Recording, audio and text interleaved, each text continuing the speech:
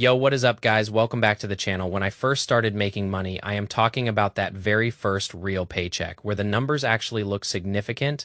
I had absolutely zero clue where my next dollar should actually go. It was this constant nagging stress in the back of my head because I was trying to do everything at once. I was saving a bit here, I was dabbling and investing there, and I was throwing random chunks of cash at my debt, all with no real strategy. It felt like I was running a race in 10 different directions and getting nowhere fast. But once I actually sat down and learned a clear mathematical financial order, everything changed. It felt like someone finally handed me the blueprint to the maze. My decision-making got way simpler, the fog lifted, and my actual progress toward that $100,000 mark sped up way quicker than I ever thought possible. So today, I am going to walk you through that exact process. The fundamental question of where should your next dollar go? Should you save it in a boring bank account? Should you invest it in the roaring stock market? Or should you be saving up for that dream house? Before we jump into the deep end of this video, I need you to do me a favor and comment down below right now. What is your current #1 financial priority? Are you grinding to save for a house? Are you just trying to stack some cash for peace of mind? Do you want to start investing? Or are you focused on killing off that debt once and for all? I am really curious to see where you are starting. And honestly, I want to see if your mind changes by the end of this breakdown. Now, one thing I really want to highlight and preface here before we dive into the steps is that I actually follow the exact same order from a very legit source. I got this from the Money Guy Show. Those guys are actual financial advisors, and they have one of the best channels on YouTube for real, no BS advice. So what I am sharing with you today, I do not take the original credit for.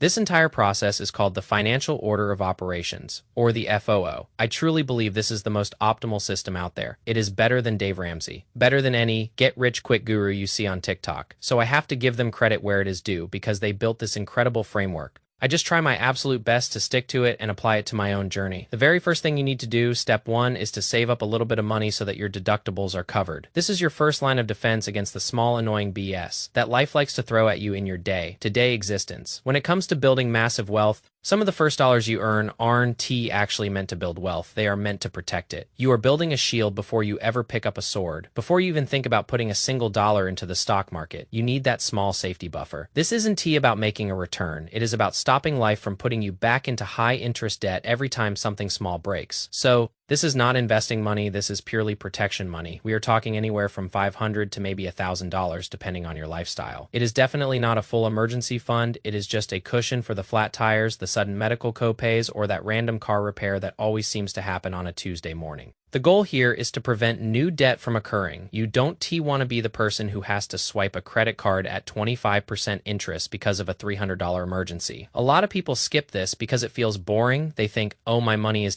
growing for me, but that is a dangerous trap. If you don't have this small buffer, then every single time you have a problem, you are going into debt for it, and you will never get off the hamster wheel. Not only does this give you a financial cushion, but the psychological benefit is huge. You will invest so much more confidently when you know those small things are covered. You check that box and you just stop stressing. It is like going into a boss fight in a video game. You can have the best legendary weapons in the world, but if you have 0 armor and 1 health point, you are absolutely screwed. You have to go into the fight prepared with the armor and the health pots. Once you check that box, step 2 is all about the employer match. This is a guaranteed win, and you would have to be crazy not to take advantage of this. Whether it is a 401k, a 403b for teachers, or a 457 plan for our firefighters and cops, you need to get that match. Some employers even match on an HSA, which is incredible. This is literally free money. It is a 100% return on your investment instantly. Let us look at the numbers. If you make $50,000 and your employer matches 6%, that is $3,000 they are just handing to you because you were smart enough to put in your own $3,000. You didn't even have to wait for the market to go up, you just doubled your money on day one. I honestly think the 401k match is the most slept on wealth building tool in existence. When you start making the big bucks like 150 or 200,000, a 6% match is $12,000 of free money every single year.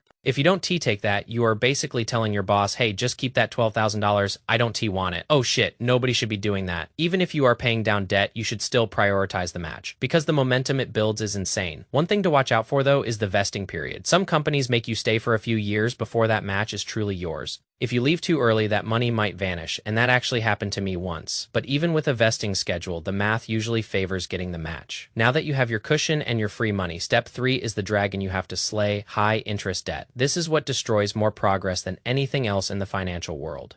If life is a battlefield, you cannot win the war if you are constantly bleeding out. You are not going to outrun 25% credit card interest with a 10% SP 500 return. I don't care if you are buying Bitcoin, gold, or the best tech stocks, you will not outcompound high interest debt. It is a guaranteed negative return that is eating your future. Credit cards and payday loans are the worst offenders, usually sitting between 20 and 30%. You have to get rid of that as soon as humanly possible. Stop the bleeding before you try to build the muscle. Some people try to make an arbitrage argument, thinking they can beat the interest rate by investing, but bro, no you are not. Paying off debt is a risk. Free return, and once it is gone, your cash flow explodes. If you are paying $200 a month in credit card minimums, suddenly that is $200 back in your pocket every single month. The clarity and the reduction in stress, when that weight is off your shoulders, is worth more than any stock gain. Once the high-interest debt is buried, step 4 is building your true emergency fund. This isn't just a cushion, this is the full fortress. This money isn't there to make you rich. It is there to keep you rich by protecting you when the world goes crazy. I keep mine in a high-yield savings account. Personally, I use Capital One. But there are plenty of good options out there that will at least give you a little bit of interest while the money sits. You want 3 to 6 months of your actual living expenses saved up if you lose your job or have a major medical surprise. This cash is the only thing that matters. It prevents you from being forced to sell your stocks during a market crash. Most people fail at investing because they panic sell when things go south, and they panic sell because they are broke and need the cash. If you have a massive pile of cash, you don't panic, you just sit back and wait for the rebound. That psychological security is the secret sauce to a long-term investing mindset. Now we are moving into the real wealth building tools. Step 5, the tax-free growth machines. I am talking about the Roth IRA and the HS. Taxes are the biggest hurdle to long-term wealth, so you have to optimize them. With a Roth IRA, you pay taxes now, you let the money compound for 30 years. And when you take it out at 60, the government gets zero. The 2026 limit is $7,500, and you should be aiming to hit that every single year. Then you have the HSA, which is the holy grail of accounts because it has a triple tax advantage. You get a tax deduction going in, it grows tax-free, and it comes out taxed. Free for medical expenses. If you are young, these accounts are your best friends because you have decades of compounding ahead of you. The flexibility of the Roth is also great because you can technically withdraw your original contributions if things ever got truly desperate. Though I never recommend doing that, assuming you have done those 5 steps. Step 6 is where you start to accelerate by maxing out your employer plans. This is where the engine starts to roar. You go back to your 401k and you try to hit that $24,500 limit between a maxed Roth and a maxed 401k. You are putting away over $30,000 a year. That is a massive snowball rolling down a hill, getting bigger and faster every single day. This stage is where the high earners really start to separate themselves. I will be honest, I deviate a little bit here because I like having extra cash flow for my brokerage account, but for most people, the tax advantages of the 401k are just too good to pass up. It automates your investing and removes the emotional mistakes because the money never even hits your bank account. It goes straight to work. If you can reach this stage without lifestyle inflation eating your soul, you are on a fast track to the top 1%. Now we hit step 7, the hyperaccumulation phase. This is the God mode of personal finance. Your savings are covered, your debt is gone, your tax advantaged accounts are full, and now you are dumping money into a regular taxable brokerage account. There are no limits here. You are just building an uncapped mountain of wealth. The goal is long-term equity growth, just buying index funds and letting them rip. At this stage, your compound interest is accelerating so fast it feels like magic if you are investing $40,000 a year. Within 5 years, you have $200,000 working for you. In 20 years, that turns into $5 or $10 million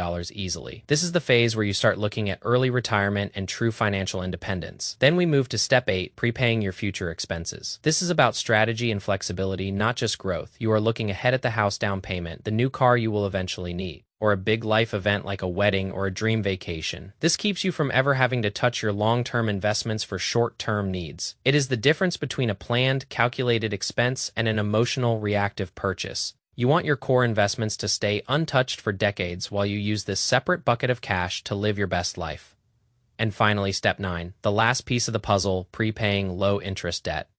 This is where the psychology finally outweighs the pure math. Mathematically, you might make more in the market than you pay on a 3% mortgage, but there is an incredible feeling of freedom that comes with owning your home outright. Paying off that low-interest debt reduces your monthly overhead to almost nothing, which massively increases your risk tolerance and your peace of mind. It is the ultimate I am done move in the game of finance. So that is the structure. That is the order of where my next dollar goes every single time I get paid. Success with money is not about being a genius. It is about the sequence of your actions. Knowing what to prioritize is the only thing that matters. I want you to really think about which step you are on right now and what your very next move needs to be. Don't try to skip steps. Don't try to be the hero. Just follow the process. That is all I have for you guys today. I really hope this roadmap helps you feel more in control of your future. If you enjoyed the video and found some value here, do me a huge favor and drop a like down below. And hit that subscribe button to join the community. I am going to keep sharing everything I learn on this path to $1 million. I will see you in the next one. Peace.